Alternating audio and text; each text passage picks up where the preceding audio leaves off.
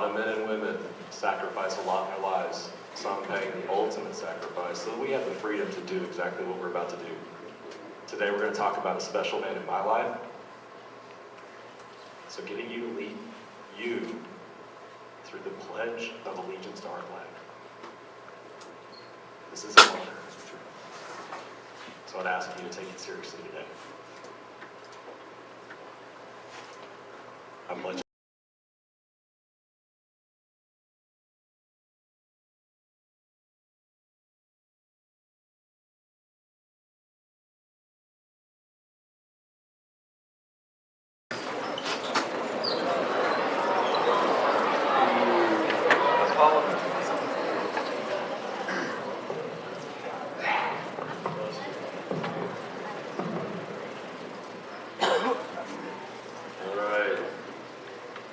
So, for the high school students who were in here yesterday, this works well because Mr. Bundy was in here yesterday and he talked a lot about our identity.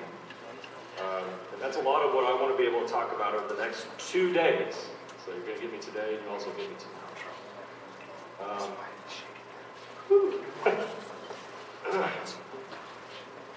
I didn't really think this was going to be that emotional, but it is already.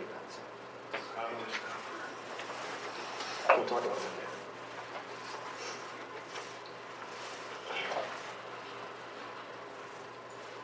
I want to start with this. I want to tell you guys that I believe Satan uses lies to make us feel certain ways about ourselves. I think one of the biggest lies that Satan uses to create a distance between us and God is that our worth and our value is tied completely to what we accomplish.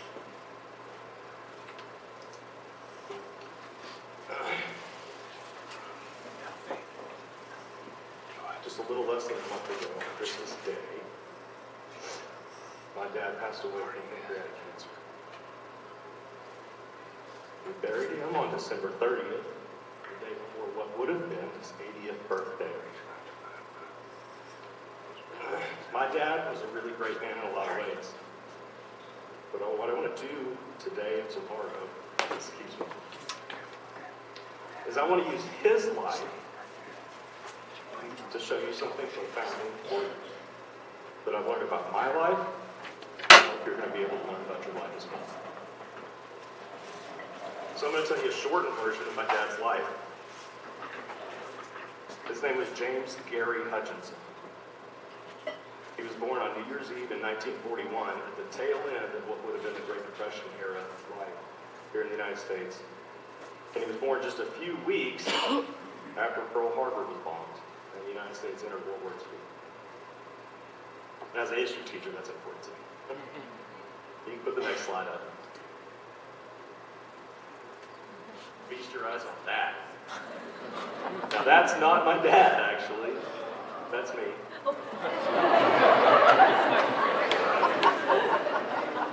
I really love homecoming week. And when you guys give me a chance to dress up in different decades, I really have fun with that. That was a couple years ago. But I imagine that's what my dad would have looked like in the 1970s. So here's the deal. My dad, and you get to just enjoy that for a minute or two. My dad was born on New Year's Eve. He wasn't expected to live when he was born. Had health issues and things like that. So his parents wrapped him up in a blanket. They put him in a box, and they set him next to the fireplace just to try to keep him warm. They didn't expect him to live. They kept him warm. They kept him cared for as best they could, and they just prayed that he was going to survive. Obviously, he did. My dad's father, my granddad, I never met. My dad never met him. He died when my dad was just a baby. But when he grew up in 1941, 1942, and the man of the house passes away, then that means life is going to be really hard. So the whole family had a harder time getting by. My dad's family did whatever they could. To survive and get by, they lived in southern Mississippi, southern Alabama. They moved around quite a bit. My dad was born in Meridian, Mississippi, was raised in Lucedale, Mississippi. We still go to those towns and go to those areas. I have family that still lives there. My dad's boyhood was hard. You can go to the next slide. That's a picture of my dad when he was about 12 years old. House in the background doesn't look like much, does it? It wasn't their house. They were living with other people at that time. The family was really, really poor. The kind of poor that most of us in this room will never understand. And will never feel this kind of poverty. They couldn't afford a mule or a horse or anything like that. So each year when it came time to try to plow a little piece of land to grow a garden to feed the family, my dad pulled the plow himself. He used to talk about when he was an older man, he had to have both of his knees replaced, and he says part of that was because he ruined his knees back when he was a kid trying to pull the plow. Poor. The family survived mostly by hustling and doing whatever they could, whatever kind of work they could find. They sharecropped. For those of you who've been through my history class, at least, hopefully you understand that's a tough way to live. Farming someone else's land and you don't get all the profit. Strangers rented extra space in the homes that they did live in. Sometimes they were the strangers living in someone else's house. My dad's mom, we called her Granny Hutch.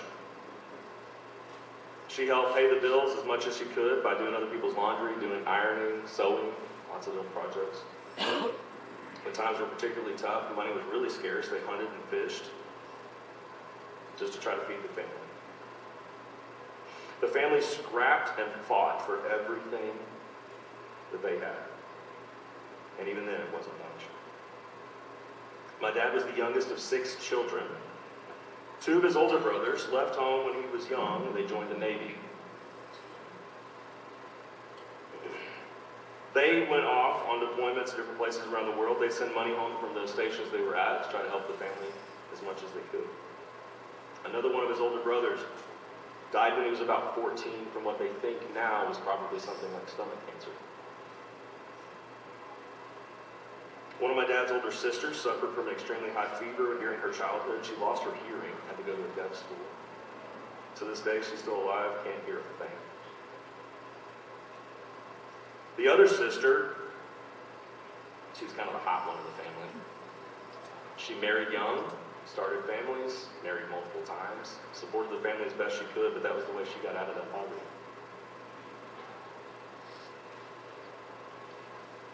My dad, despite the considerable challenges that he faced as a boy, he was an excellent student. I think deep down he understood that if he got an education, that might be a way that he could escape the poverty that he grew up in. And it would help provide for his family as he grew older. He was a poor kid from some of the poorest of circumstances. And yet numbers worked in his mind in a way that I will never understand. And y'all, I got an accounting degree, so numbers kind of work in my mind. My dad was really good with what he did. When my dad was in high school, he figured out a new way to calculate very large number multiplication problems. A method that had never been used before. It got tested with teachers and professors all over the South when he was in high school, until it was proven to be accurate and it worked. Somewhere along the way that's documented, and I wish I knew more about that because I think it's really cool that my dad did that. But because of his math mind, my dad received an academic scholarship offer to the University of Alabama. Roll Tide. But he had to refuse it because his family couldn't afford for him to move away. He was supporting as much as he could. And moving away to Tuscaloosa to go to school was not an option. So instead of pursuing a college degree, he joined the Air Force. This is where my dad's story gets really interesting in a lot of different ways, because in the Air Force he did a lot of different things. He joined when he was 18 in 1960. If you guys know historical context, 1960 was right in the middle of probably what was the worst decade of the Cold War. The tension between the United States and the Soviet Union. My dad trained in a lot of different ways in his early career with the Air Force.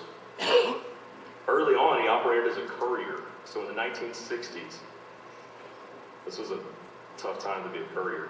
This was a time in our history before you had emails and other things like that, and ways that you could communicate sensitive material back and forth to other people around the world. And so if you wanted to pass on secret information, you had to deliver it yourself. So our government needed sometimes to communicate very sensitive materials to embassies and buildings around the world, and couriers did the work of doing all that transport. My dad told me a story one time where he went multiple times into Moscow, the capital city of the Soviet Union at the time, with a briefcase handcuffed to his arm, that he didn't know what was in the briefcase. The government would use couriers, they would use decoy couriers, so you'd be carrying around, you may have 10 of them walking around Moscow at the same time, all crisscrossing through the city, all with briefcase handcuffed to their arm. Not knowing, each one of them, no one knew what was in the briefcases. Those men were not allowed to know those things. Don't know if you're carrying legitimately secret, top secret documents to deliver to an embassy, or whether you're the decoy, hoping that the KGB follows you. He knows for a fact, every time he went into Moscow, he had KGB agents following him the whole time.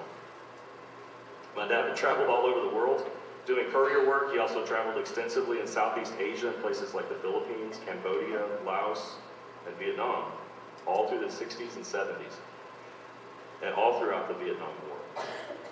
When the war actually started in Vietnam in the late 1960s and ran through the 70s, my dad helped train ground troops in hand-to-hand combat because he was a black belt in karate. I grew up with my dad. I can't picture that.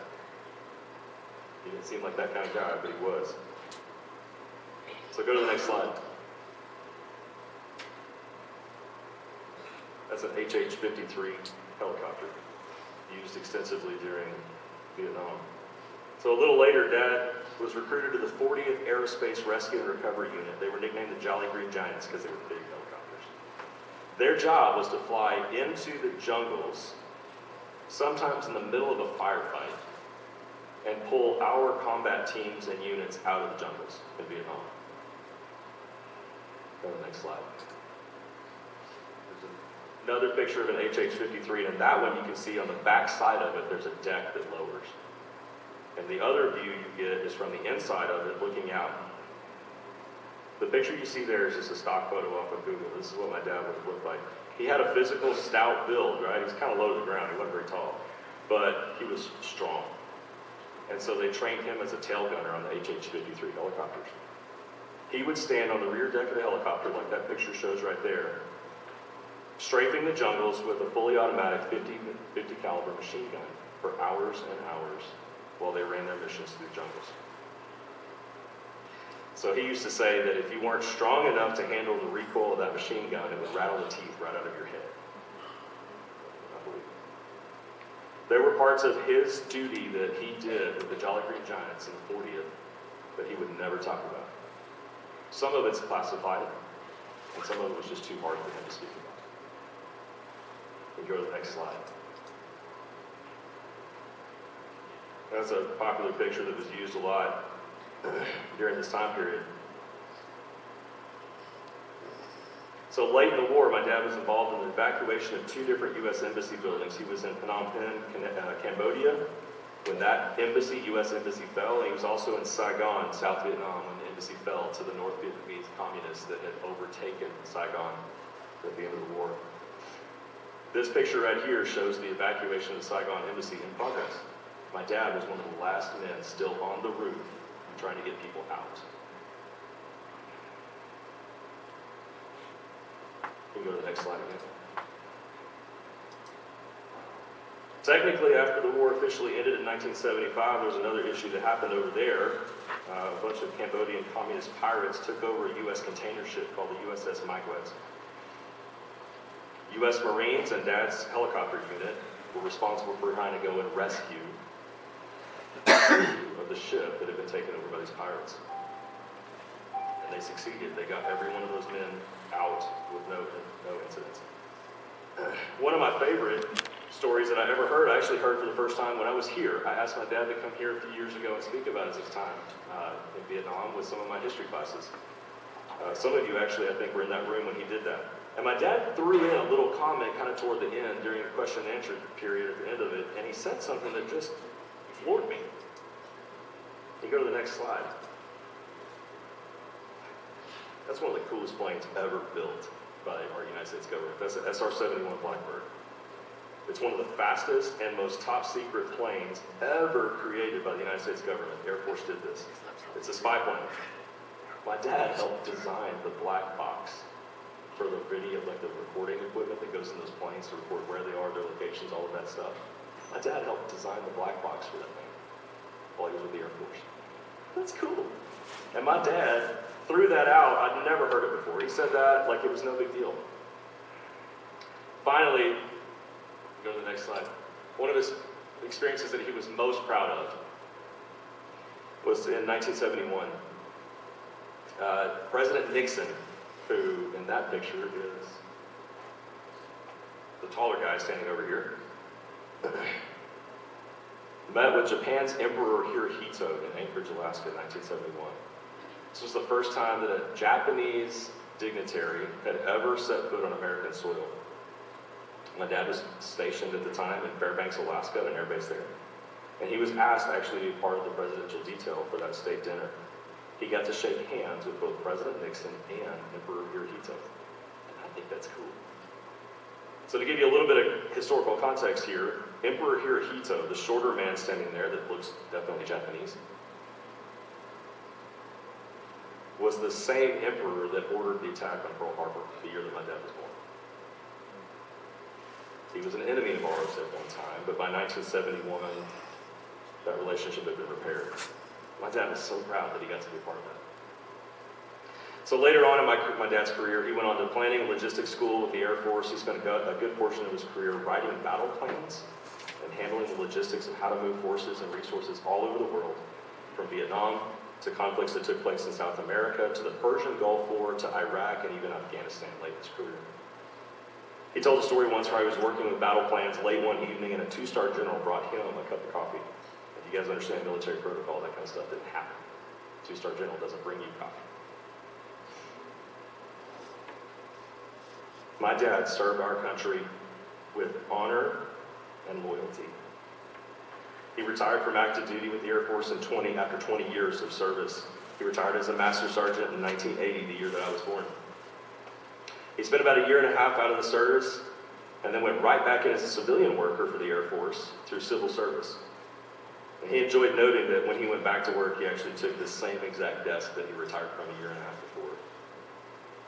He spent 25 more years working for the Air Force in San Angelo, Texas, at Goodfellow Air Base, in a variety of different roles, including deployment officer, so he's the one that got guys ready to go out to war if they were mobilizing to go different places, as the head logistics and budget officer for the base, and a whole bunch of other roles. Listen, y'all, my dad did a lot of cool things, and he was bad. You with me? So what's the point? I appreciate you guys sitting there listening to it. This is an honor for me to be able to speak to my dad's life, just talk about him. Oh, I love my dad a lot. Truth be told, I'm a lot like him. So much that one time I found a picture when I was walking through my house. I grew up in San Angelo. Took the photo of my mom, and I said, hey, I don't remember when this was taken. I don't remember the jacket I'm wearing, this thing. She looked at it, she kind of laughed. She said, that's a picture of your dad. I was like, oh, snap. My wife wants to know what I'm going to look like when I'm older. She has nothing to worry about. She knows exactly what I'm going to look like. She knew my dad. So did I just want to sit here and tell you like how cool my dad was and like brag about it for a little bit? And the truth is no, that's not really the point. So tomorrow, I'm going to be here again to tell you more, not necessarily about his life, but about the lessons that have been learned through his life by me and some other people. And I'm hoping that if you'll pay attention to what I had to say today and what I have to say tomorrow, you guys are going to get something about this for yourselves as well. That's going to close me out today. So I want to pray us out, and you'll be released to class. So Father God, the lives we live matter. the things we do matter. God, let us not fall into the trap that Satan tries to put before us that says, all that matters is what we do. Our lives are not defined by the accomplishments we have, the results of the life that we live. There's something much deeper that defines our lives. God, thank you for the opportunity to talk about my dad. You know I love him. God, thank you for other men and women like him who've served our nation with honor, pride, and loyalty. But help us, God, not to put those people on a pedestal just because of the things that they're involved in. But help us, God, to look deeper into the lives of people around us to see the true value that each one of us holds. And tomorrow, God, as I prepare to give more message to speak to that point, God, would you just give me peace? Would you give me the right words? And God, would you use the time I have tomorrow in front of this group to speak the truth that you want to be heard. God, thank you for these students. Thank you for the teachers and the staff and the people that are represented at this school. God, they are a blessing to me. Forgive me when I don't appreciate them the way I should. I lived all this time up to you, God, and I thank you so much for the blessings we have in our lives. It's in Christ's name that I pray. Amen. You're dismissed.